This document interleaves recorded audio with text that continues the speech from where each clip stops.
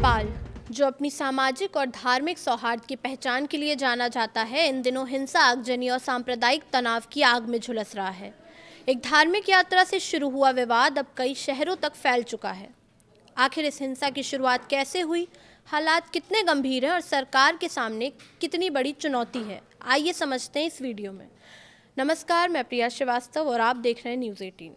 नेपाल के कई हिस्सों में पिछले 4 दिनों से हिंसा, आगजनी, पथराव और पुलिस के साथ झड़पों की घटनाएं सामने आई हैं। हालात इतने बिगड़ गए हैं कि कई जिलों में कर्फ्यू लागू करना पड़ा, जबकि संवेदनशील इलाकों में नेपाली सेना को भी तैनात किया गया। इस पूरे विवाद की शुरुआत सुनसरी जिले के देवानगंज इलाके से हुई। स्थानीय लोगों के अनुसार बोलबम यात्रा के दौरान हिंदू श्रद्धालुओं और स्थानीय मुस्लिम समुदाय के कुछ लोगों के बीच विवाद हो गया। स्थानीय स्तर पर यह आरोप भी लगाया गया है कि मंदिर की सार्वजनिक भूमि पर मुहर्रम के अवसर पर लगाया गया झंडा हटाने को लेकर पहले से तनाव था। हालांकि इन आरोपों की स्वतंत्र पुष्टि अभी नहीं हुई है। बताया जा रहा है कि रविवार रात जब बोलबम यात्रा उसी मैदान से होकर गुजर रही थी, तभी विवाद बढ़ गया। इसके बाद दोनों पक्षों के बीच पथराव और झड़पें हुई। हालात को काबू में करने के लिए पुलिस ने बल प्रयोग किया, लेकिन हिंसा यहीं नहीं रुकी। देखते ही देखते ये तनाव सुनसरी से निकलकर नेपाल के कई अन्य शहरों तक फैल गया।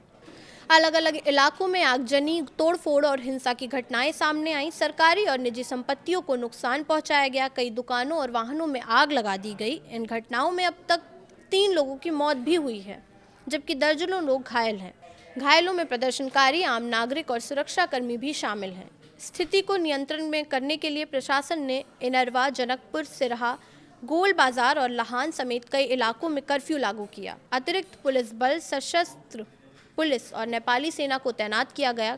कई संवेदनशील इलाकों में फ्लैग मार्च तक हुआ और हवाई निगरानी भी बढ़ाई गई। इस बीच नेपाल के राष्ट्रपति रामचंद्र पौडेल ने देशवासियों से शांति बनाए रखने की अपील की है। उन्होंने सदियों से चली आ रही सामाजिक, धार्मिक और जातीय सौहार्द, भाईचारे और राष्ट्रीय एकता को बनाए रखने का संदेश दिया। दूसरी ओर पुलिस और प्रशासन की कार्यप्रणाली पर भी सवाल उठ रहे हैं। विपक्ष और कई स्थानीय लोगों का आरोप है कि शुरुआती दौर में समय पर और प्रभावी कार्रवाई नहीं होने के कारण हालात और बिगड़ गए। हालांकि सुरक्षा एजेंसियों का कहना है कि हिंसा फैलाने वालों की पहचान कर उनके खिलाफ कार्रवाई की जा रही है। राजनीतिक स्तर पर भी सरकार दबाव में है।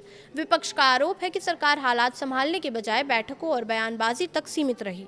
वहीं सरकार का कहना है कि कानून व्यवस्था बहाल करना उसकी प्राथमिकता है और दोषियों के खिलाफ सख्त कार्रवाई की जाएगी।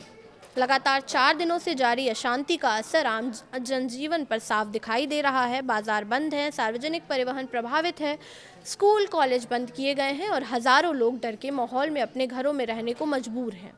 व्यापारिक गतिविधियां भी प्रभावित हुई हैं, जिससे स्थानीय अर्थव्यवस्था पर असर पड़ रहा है। अब सबसे बड़ा सवाल यही है कि क्या प्रशासन जल्द हालात पर पूरी तरह काबू पा सकेगा, या क्या नेपाल अपनी सामाजिक एकता और शांति को फिर से उसी मजबूती के साथ कायम रख पाएगा। आने वाले दिन इस पूरी घटनाक्रम की दिशा तय करेंगे। फिलहाल इस वीडियो में इतना ही। ऐसे ही और वीडियोस के लिए देखते रहिए न्यूज़ 18।